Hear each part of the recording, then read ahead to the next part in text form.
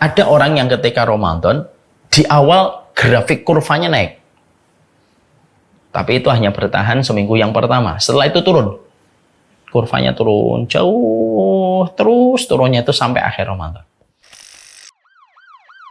في ليلة من الليالي لست أدري ما تراني ظلمة تغمرني يا رب الأرض ضاقت والسماء وقلبي ما عرف الضياء والدمع بات يبكي يا إلهي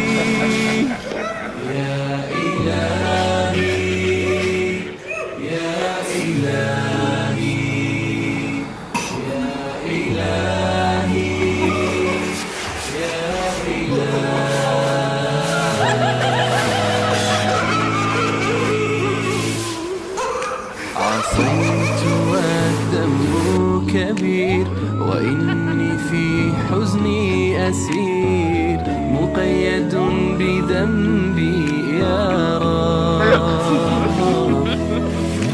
فهل أستحق يا إلهي العفو مجرما مقر بالذنوب يا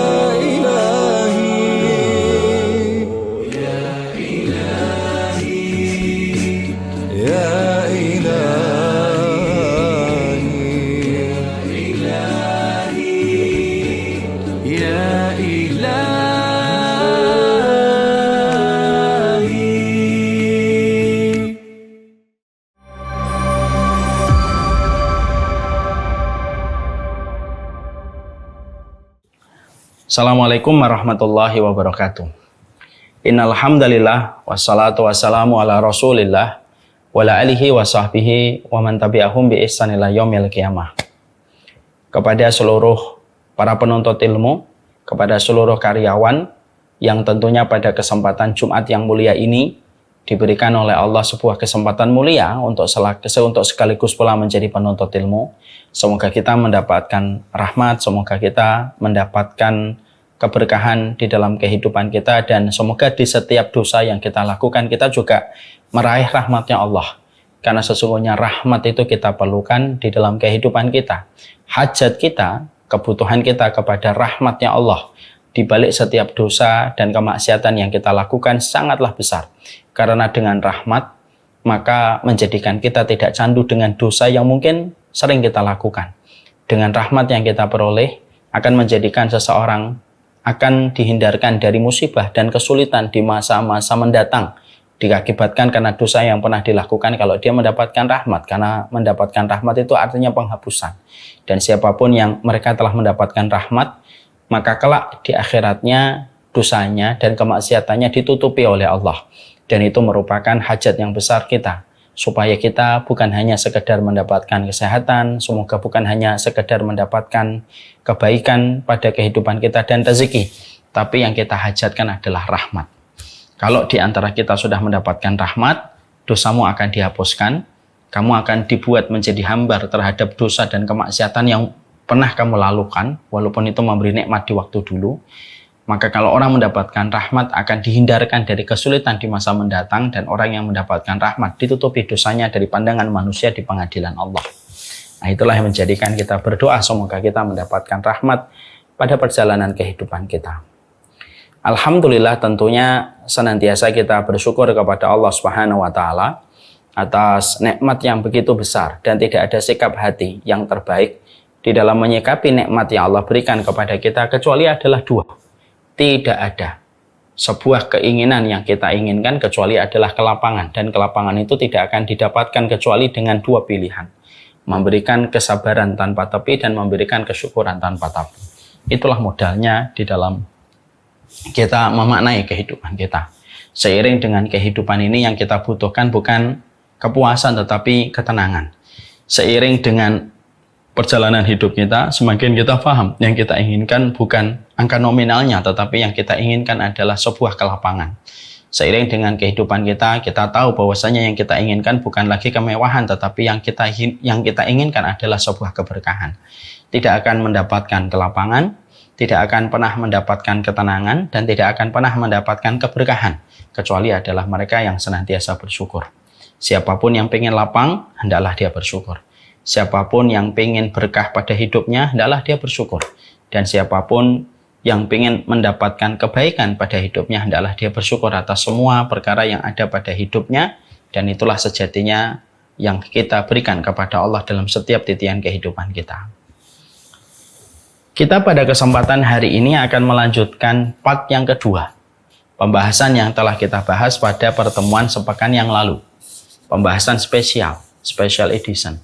Karena memang kita berada pada satu waktu ketika kita sudah berada pada gerbang bulan Ramadan. Tentunya kita paham sekali bahwasanya bulan Ramadan adalah satu bulan yang penuh keutamaan. Bulan yang sejatinya sebagaimana keutamaan matahari di antara bintang-bintang yang bertebaran di atas langit. Keutamaan bulan Ramadan sebagaimana keutamaan Nabi Yusuf di antara 11 saudaranya. Karena sesungguhnya tidak ada yang mampu menandingi bau aroma wanginya ketaatan dan bau wanginya surga yang tercium dari bulan Ramadan, tidak sebagaimana di bulan-bulan yang lainnya. Makanya kemarin saya menyampaikan, para ulama salaf, para ulama terdahulu mengatakan kepada kita, ada 3 waktu yang disebut dengan waktu prime time. Di dalam siklus 1 tahun ketika Allah mempergulirkan 12 bulan. Maka ada 3 waktu yang memiliki kedudukan yang besar di sisi Allah. Yang pertama 10 hari yang pertama di bulan Muharram. Di mana bulan Muharram identik dengan bulannya Nabi Musa. Karena pada tanggal 10 Muharram Nabi Musa diselamatkan dari kejaran Fir'aun, dan pada tanggal 10 Muharram Fir'aun ditenggelamkan oleh Allah Subhanahu wa taala. Ada yang kedua yaitu bulan Dzulhijjah. Sesungguhnya bulan Dzulhijjah ini merupakan juga bulan yang dicintai oleh Allah, 10 hari yang pertama. Sampai baginda Nabi sallallahu alaihi wasallam menyampaikan, "Ma min ayyamin al-amalu shalih fiha ahabba ilallah min hadhil ayyamil ashar." Qalu walal jihad ya Rasulullah. Qala walal jihad illa ayakhruja min baitihi bimalihi wa nafsihi falam yarji min hudalika syai'un. Rasulullah sallallahu alaihi wasallam juga menyampaikan di dalam salah satu perkataannya, tidak ada satu amalan sebesar amalan yang luar biasa yang dilakukan pada 10 hari yang pertama di bulan Dzulhijjah. Bahkan keutamaan orang yang berjihad ya Rasulullah, bahkan keutamaan orang yang berjihad tidak mampu mengalahkan keutamaan 10 hari yang pertama, kecuali orang yang berjihad pergi dengan hartanya dan nyawanya dan tidak ada yang kembali dari keduanya.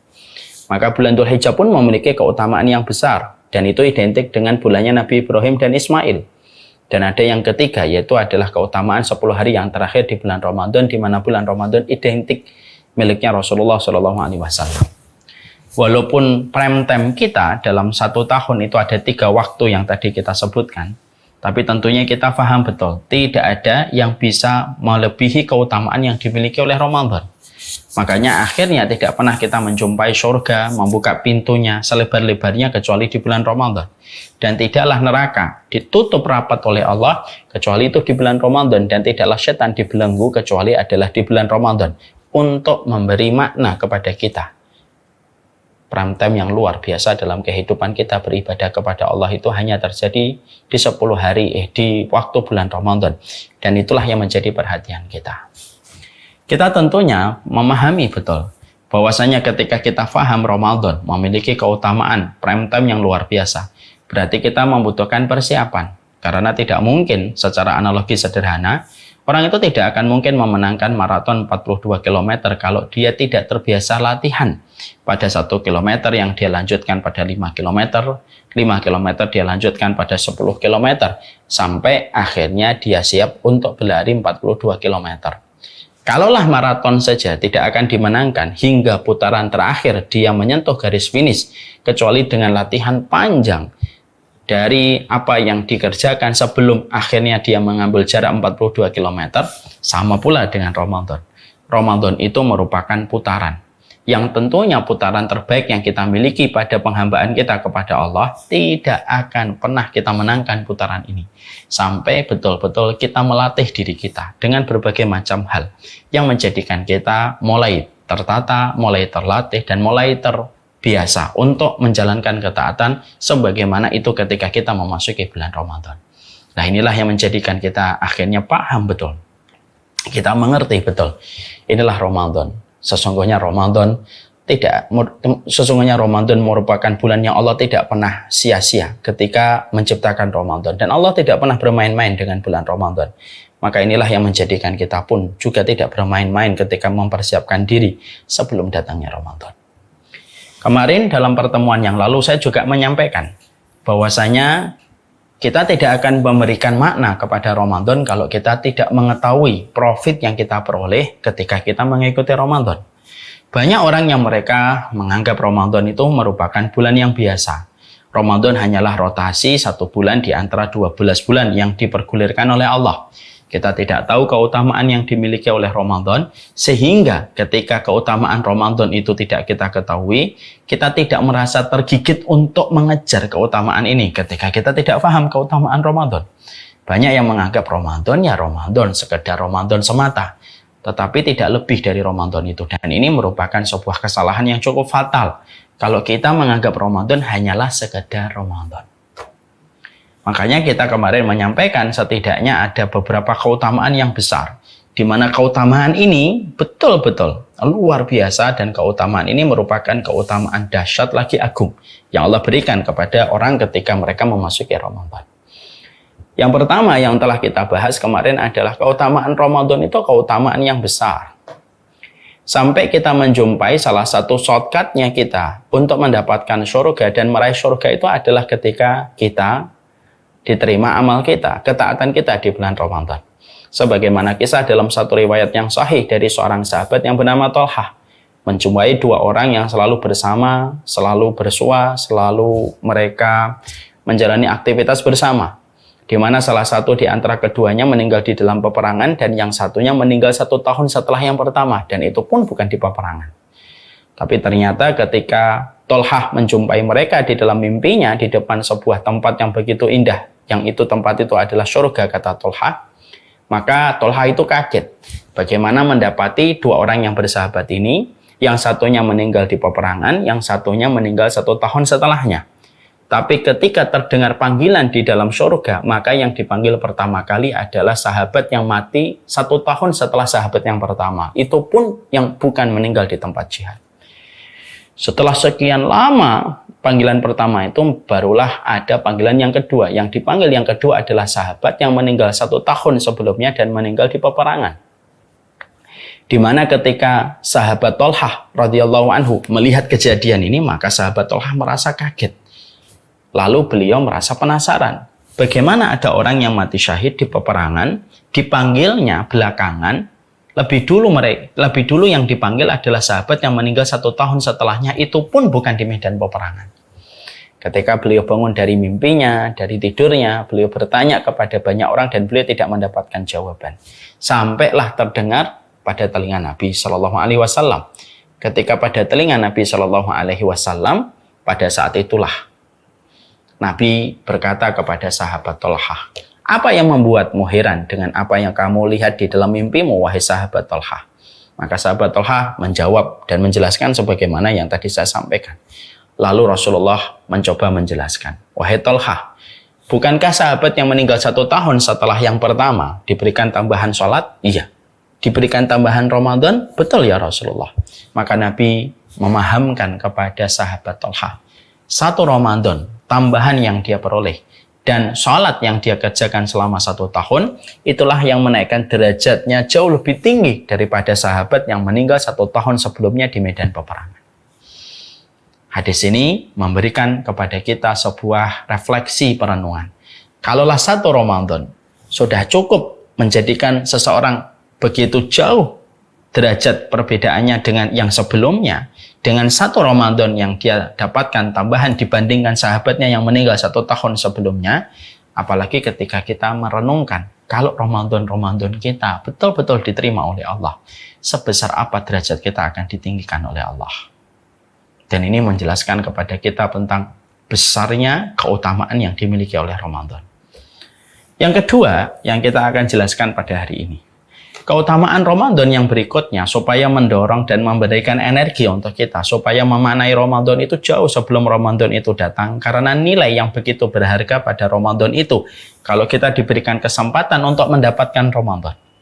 Maka keutamaan yang kedua yang kita peroleh dan kita dapatkan itu apa?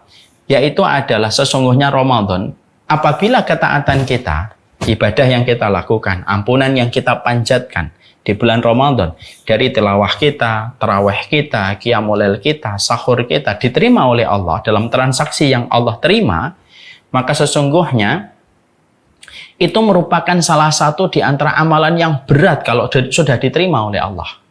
Karena kata Ibnu Qudamah ada 3 amal. Ada 3 amal. Yang sejatinya amal ini apabila diterima oleh Allah pada 3 amal ini, kalau sudah diterima oleh Allah Subhanahu wa taala, maka hampir-hampir mizan itu tidak kuat memikulnya, tidak kuat untuk menanggungnya pahala yang dikandung pada 3 amal ini ketika 3 amal ini diterima. Dan Ibnu Qudamah menyatakan salah satu amal la tuzanu bihil mizan. Ada 3 amal yang ketika 3 amal ini diterima oleh Allah, hampir-hampir timbangan itu tidak kuat untuk memikulnya. Dan Ibnu Qudamah mengatakan ada 3. 1, pahala orang yang sabar. Makanya Allah menyampaikan innama yuwaffas sabiruna ajruhum bighairi hisab. Sesungguhnya pahala orang yang bersabar itu pahalanya tiada batas. Untuk menunjukkan kepada kita bahwasanya amalan sabar itu luar biasa sangat dicintai oleh Allah. Makanya seremonial yang dilakukan para malaikat ketika menyambut para penduduk surga itu, para malaikat berkata apa? Salamun alaikum bima sabartum. Selamat ya atas kesabaran kalian. Yang kedua, yaitu termasuk di antara amalan yang sangat dicintai oleh Allah dan hampir menjadikan mizan tidak kuat memikulnya itu apa? Amalan ketika kita memaafkan orang yang menzalimi kita, berbuat jahat kepada kita, mengambil haknya kita, lalu kita memaafkannya dan tetap berbuat baik untuknya.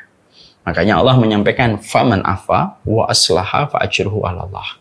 Siapapun yang memaafkan lalu tetap berbuat baik setelah dia dilukai, dia didolimi, dia menjadi objek kejahatan, tetapi dia memaafkan dan tetap berbuat baik, fa ajruhu 'ala Allah, maka pahalanya diserahkan kepada Allah langsung. Pahalanya tidak diwakilkan ke malaikat, pahalanya tidak dititipkan kepada para malaikat, tetapi para malaikat nanti akan memanggil orang yang pernah terzalimi, tersakiti, lalu dia memaafkan, lalu dia tetap berbuat baik, lalu dipanggil oleh para malaikat di akhirat, ditempatkan pada satu tempat, di tempat itulah Allah sendiri yang memberikan pahala kepada orang yang pernah terzalimi dan tersakiti, tetapi dia memaafkan dan tetap berbuat baik. Ya, makanya ada di akhirat itu ada satu panggilan, suara penyeru, di mana seruannya mengatakan, Aina haula ajruhu 'ala Allah. Mana orang yang pahalanya diberikan langsung oleh Allah?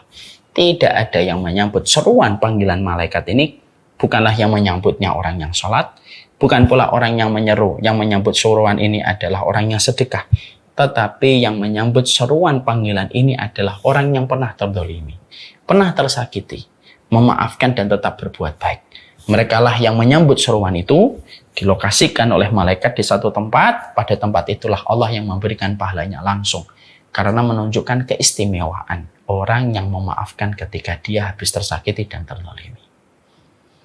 Yang ketiga, kata Imam Ibnu Qudamah, yaitu adalah amalan orang yang mereka itu diterima amalan puasanya.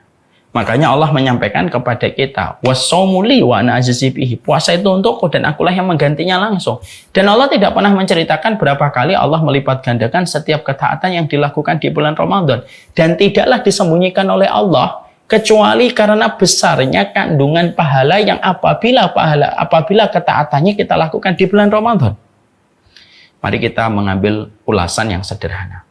Kalau saya membaca Al-Quran di luar bulan Ramadan, contohnya di bulan Rajab atau di bulan Sya'ban, maka ketika saya membaca Al-Quran di luar bulan Ramadan, satu hurufnya dikali lipat menjadi 10 kali lipat kebaikan.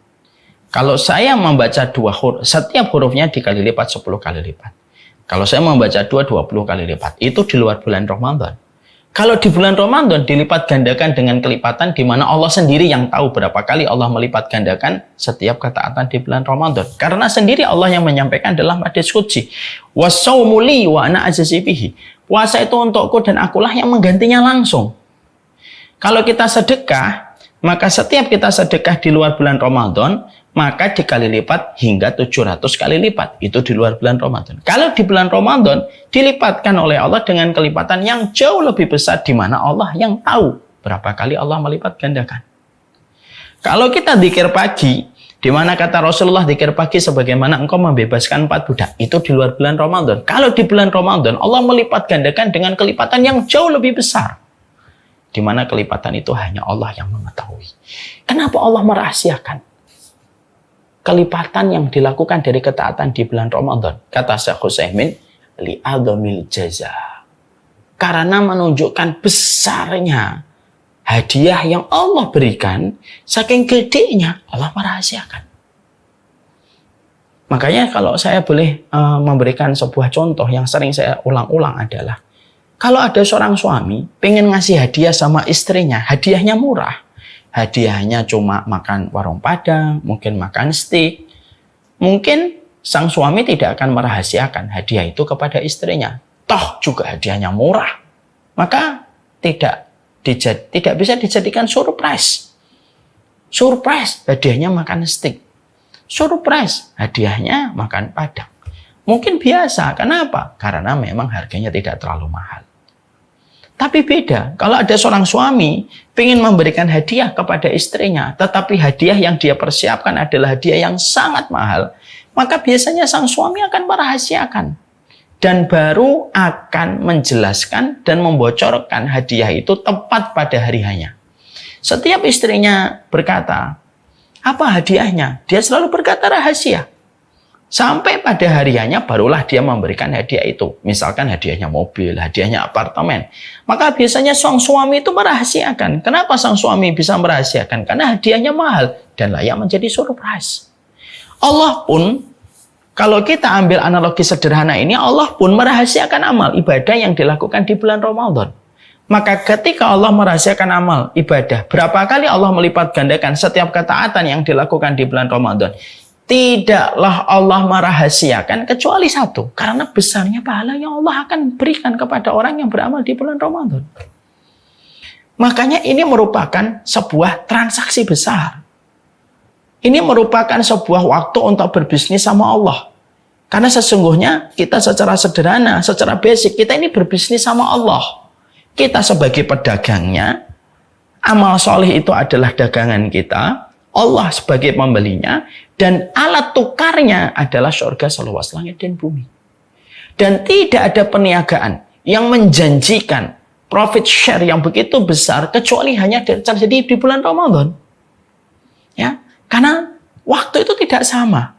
Bukankah memasang iklan jam 9 pagi tidak pernah sama dengan memasang iklan jam 8 malam? Bukankah memasang iklan jam 10 pagi hari weekend berbeda dengan memasang iklan pada jam 10 pagi di weekdays? Kenapa? Karena pengaruh apa yang ada pada waktu-waktu itu mempengaruhi harga. Sama, harganya seluruh bisnis yang kita miliki di hadapan Allah, karena tilawah kita itu bisnis kita. Dakwah kita itu bisnis kita. Sholat kita itu bisnis kita kepada Allah. Dimana kita pingin supaya setiap transaksi kita ini dibeli sama Allah, karena nilai tukarnya dari Allah itu adalah surga. Maka tidak ada waktu yang paling luar biasa representatif untuk menjual, dalam tanda kutip, seluruh ketaatan kita. Kecuali di bulan Ramadan. Karena apa? Saking besarnya profit yang Allah sharing untuk manusia ketika mereka melakukan ketaatan itu di bulan Ramadan. Coba. Maka akhirnya menjadikan kita akhirnya paham. Makanya betul, kalau akhirnya kita menjumpai perkataan para ulama, berapa banyak orang yang hari ini di dalam kubur bercita-cita, di mana cita-cita itu tidak akan pernah tersampaikan selama-lamanya. Mereka bercita-cita untuk kembali hidup, untuk merasakan satu kali Ramadan. Saking besarnya satu kali Ramadan akan mengubah posisi mereka dan nasib mereka dan derajat mereka dalam kehidupan barzah dan kehidupan di akhirat. Makanya betul kata Nabi, siapapun yang diharamkan dari ketaatan dan kebaikan Ramadan seakan-akan diharamkan dari seluruh kebaikan. Kenapa? Karena pada dasarnya kebaikan Ramadan itu, kalau kamu tidak mendapatkan, lalu di bulan mana kamu akan mendapatkan kebaikan Ramadan? Lalu dari mana kamu akan mendapatkan kebaikan hidup? Kalau Ramadan tidak menjadikan kamu berhasil mendapatkan kebaikan. Ingat ya, kita semuanya pedagang. kita semuanya adalah pedagang di hadapan Allah. Dan Allah paling senang membeli dagangan kita dengan profit sharing yang lebih besar ketika kita banyak bertransaksi kepada Allah di bulan Ramadan. Makanya sampai 30 hari Ramadan yang kita lewati atau 29, ada 10 hari di mana pada 10 hari itu merupakan inti dari 30 hari Ramadan. Intinya pada 10 hari yang terakhir. Di mana di 10 hari yang terakhir ini kita diperintahkan iktikaf. Diperintahkan iktikaf. Dan iktikaf itu kata Imam Ibnu Qayyim merupakan latihan untuk hati dan jiwa kita. Bahwasanya 10 hari yang terakhir ini betul-betul kita berikan kepada Allah. Kita putuskan mata rantai dari dunia sementara waktu 10 hari yang terakhir itu kita berikan sama Allah. Dan betul-betul manusia pada 10 hari yang terakhir disuruh sholat, puasa, zikir, tilawah. Bahkan majelis ilmu pun kalau bisa diminimalkan ketika 10 hari yang terakhir. Kenapa? Karena besarnya Allah membersamai orang yang bertransaksi kepadanya ketika di bulan Ramadan. Terutama pada 10 hari yang terakhir. Itulah makna ketika Allah menyampaikan dalam hadis qudsi. Wassaumu li wa ana ajizu bihi. Puasa itu untukku. Aku langsung yang menggantinya. Aku langsung yang akan memberikan pahalanya. Aku langsung yang akan melipat gandakan secara cash dan kontan. Dan itu tidak pernah disebutkan oleh Allah kecuali di bulan Ramadan. Allah mendapati manusia melaksanakan sholat. Tapi Allah tidak mengatakan sholat itu untukku. Allah mendapati banyak orang yang beriman bersedekah. Tapi Allah tidak pernah mengatakan sedekah untukku. Allah melihat banyak manusia yang melakukan haji dan umrah, tetapi Allah tidak pernah mengatakan bahwasanya puasa dan umrah itu untukku. Tapi ketika Allah menyebutkan tentang puasa, Allah sebutkan wasomuli, puasa itu untukku. Puasa itu untukku. Untuk menunjukkan betapa istimewanya puasa ini di hadapan Allah. Pantas kalau para sahabat memimpikan Ramadan 6 bulan sebelum datangnya Ramadan. Pantas kalau para sahabat tidak ada doa yang paling sering mereka panjatkan. 6 bulan sebelum datangnya Ramadan. Paru-paru keimanan mereka itu sudah mencium bau wanginya Ramadan. Dan mereka sudah meminta kepada Allah 6 bulan sebelum datangnya Ramadan supaya diberikan kesempatan Ramadan. Saking besarnya profit share yang Allah janjikan kepada orang ketika di bulan Ramadan. Itu yang kedua. Yang ketiga, kita tentunya harus paham. Tidak ada satu waktu yang paling banyak Allah itu memberikan pembebasan manusia dari api neraka itu kecuali pada bulan Ramadan. Allah itu memberikan kepada manusia hari dan momen pembebasan manusia dari api neraka. Kecuali yang paling gede itu ada di 2 waktu. Yang pertama, yaitu pada waktu Arafah. Makanya ketika kita menjumpai hari Arafah, baik yang mengikuti wukuf atau yang mengikuti tanggal 9 Arafah atau 9 Dzulhijjah di Indonesia, siapapun ketika sudah mendapati pada waktu Arafah tidak ada yang kita minta kecuali adalah dibebaskan kita dari ancaman neraka. Itu waktu yang pertama di mana Allah banyak memberikan gerasi kepada manusia dari ancaman neraka ketika hari Arafah. Yang kedua, hari yang paling besar untuk mendapatkan ampunan itu apa? Di bulan Ramadan. Karena tidak ada gerasi yang besar yang Allah berikan kepada manusia setelah Arafah itu ya kecuali di bulan Ramadan. Selayaknya pemerintah kita memberikan gerasi yang besar dan banyak para narapidanya itu bukan di bulan Januari, itu bukan di bulan Maret, itu bukan di bulan Mei, itu bukan pula di bulan Oktober. Tapi gerasi yang paling besar yang diberikan negara kita kepada para narapidana itu paling banyak diberikan ketika pada bulan Agustus. Kenapa? Karena bulan Agustus memiliki histori yang istimewa di negeri yang kita cintai, yaitu adalah Republik Indonesia. Karena pada bulan ini dibebaskannya Indonesia dari cengkraman penjajah. Maka sama, itu analogi sederhana. Disitulah kita menjumpai dan kita mendapati bulan Ramadan itu nilai historinya besar.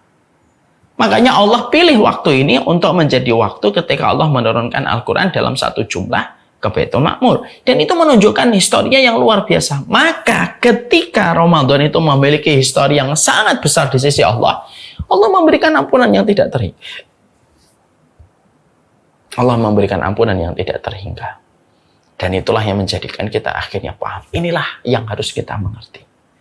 Way-nya ini kalau kita paham, latar belakang ini yang kita mengerti, maka kita tidak akan nyikapin apa adanya, tidak menyikapi ala kadarnya.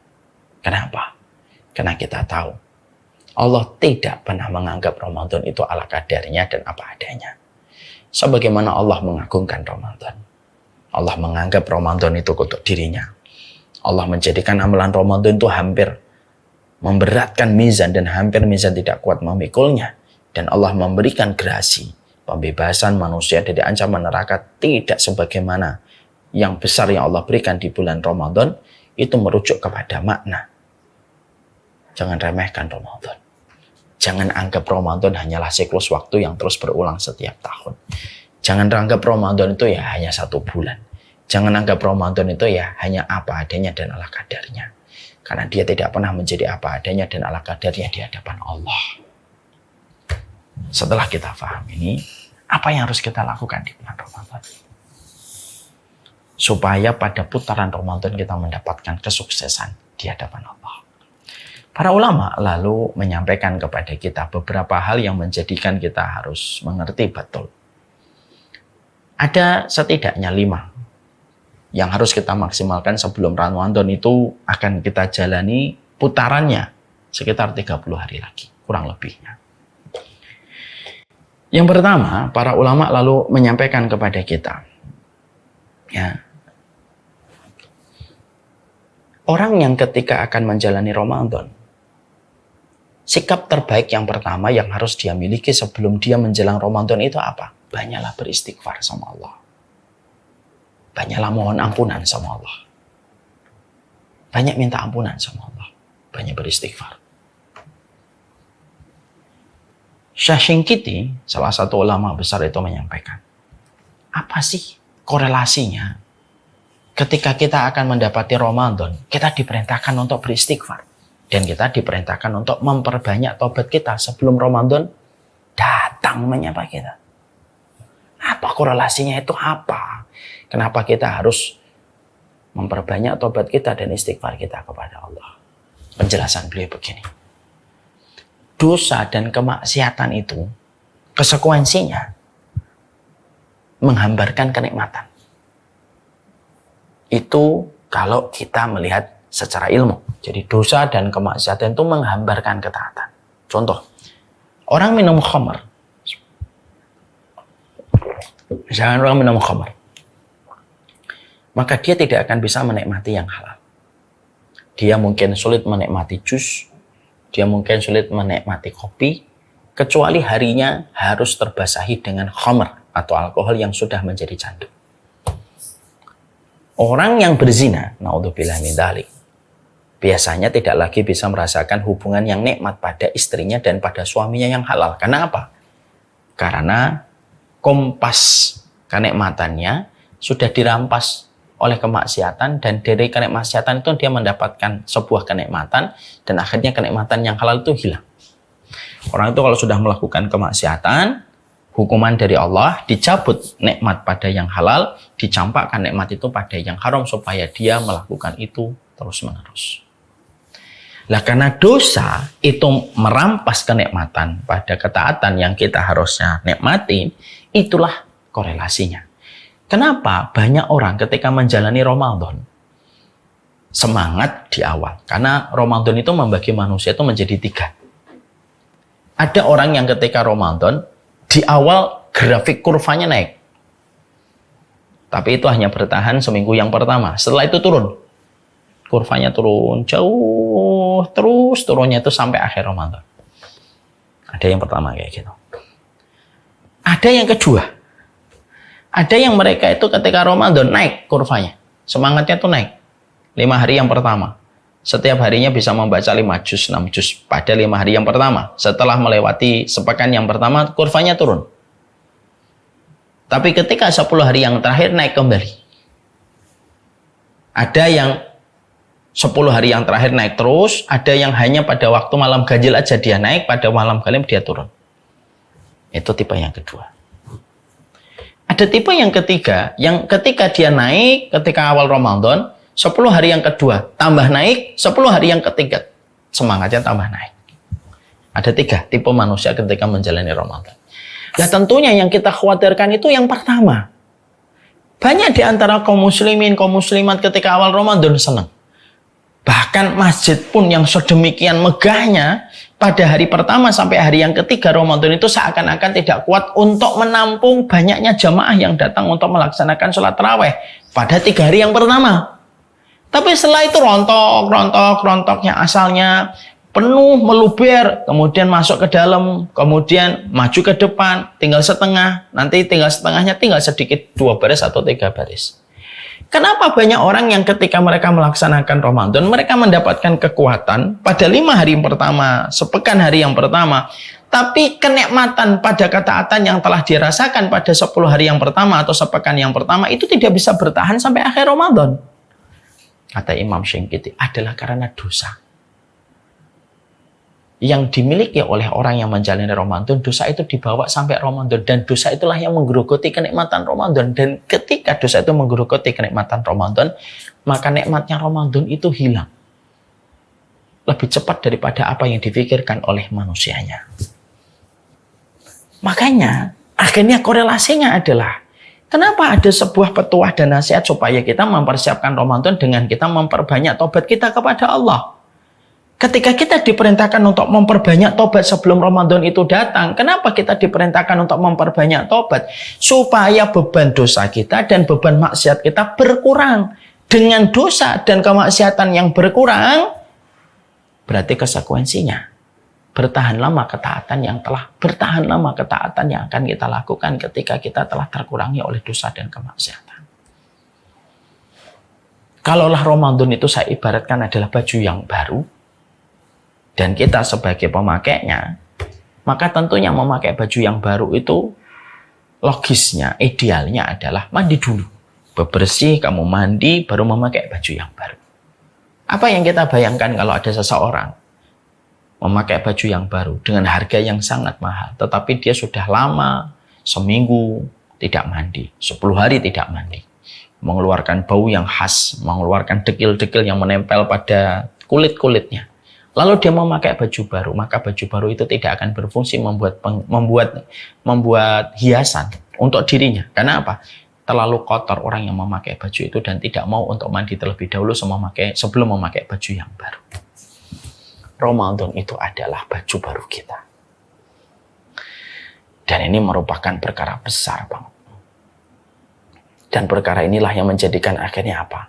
Kita masih ada 32 hari lagi atau 31 hari lagi menjelang Ramadan. Banyaklah tobat sama Allah. Karena tidak ada beban yang paling berat kecuali beban dosa.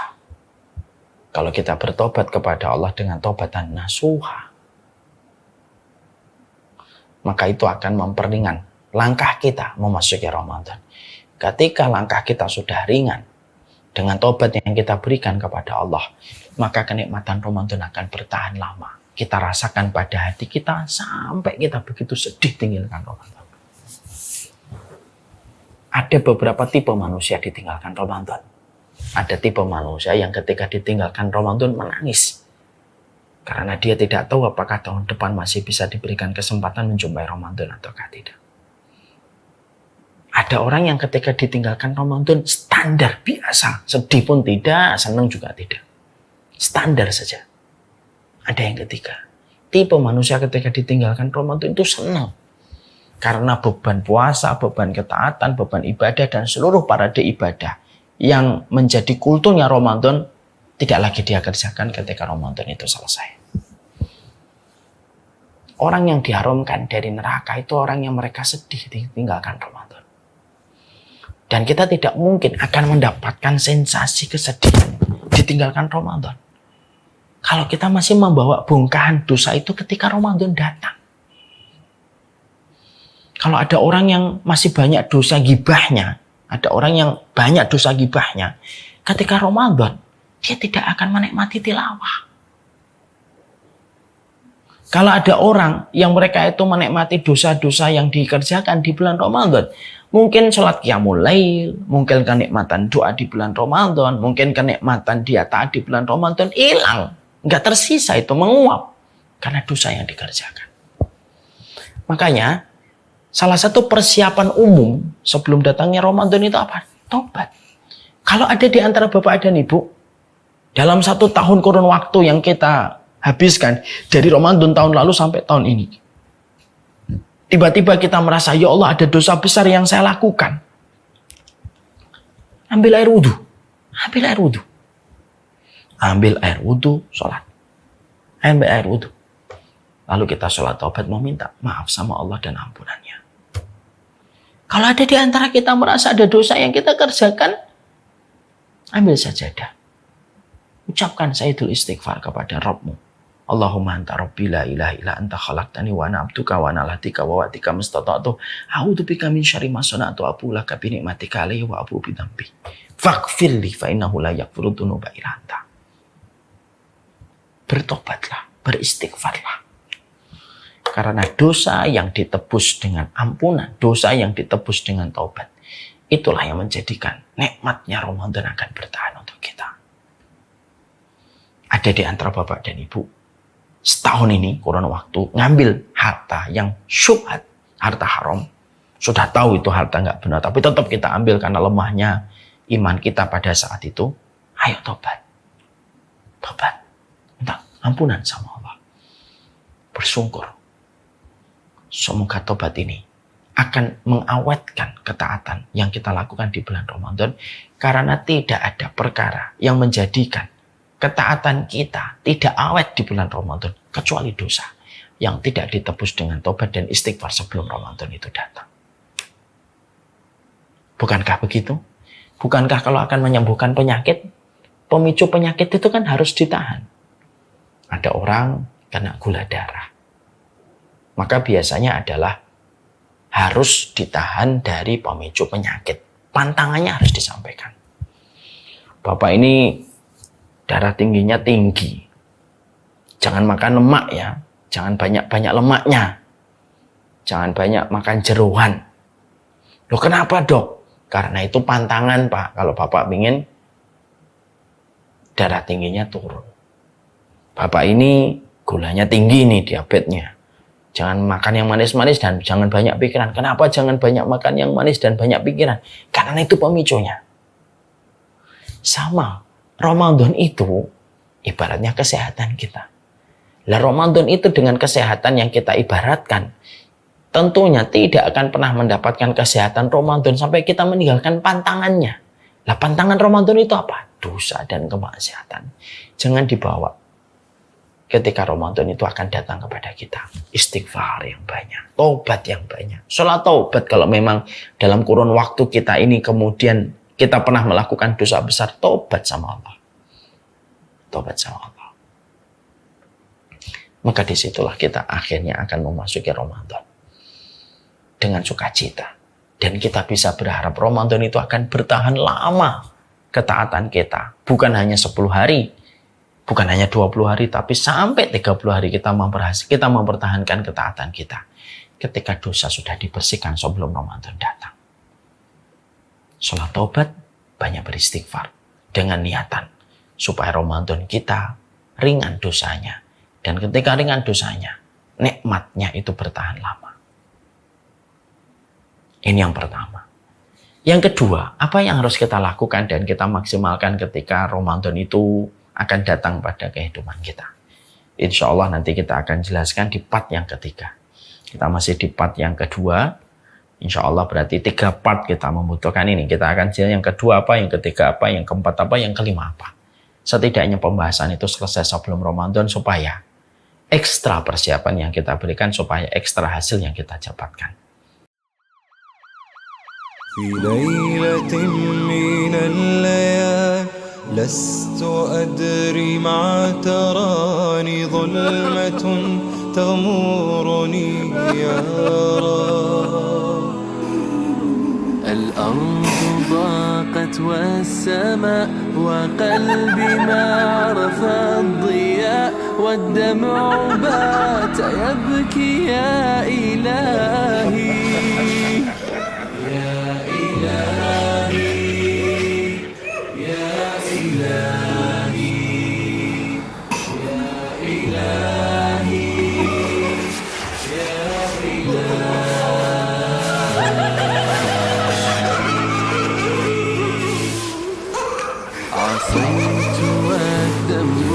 كبير وإني في حزني أسير مقيد بذنبي يا رب. فهل أستحق يا إلهي العفو مجرما مقر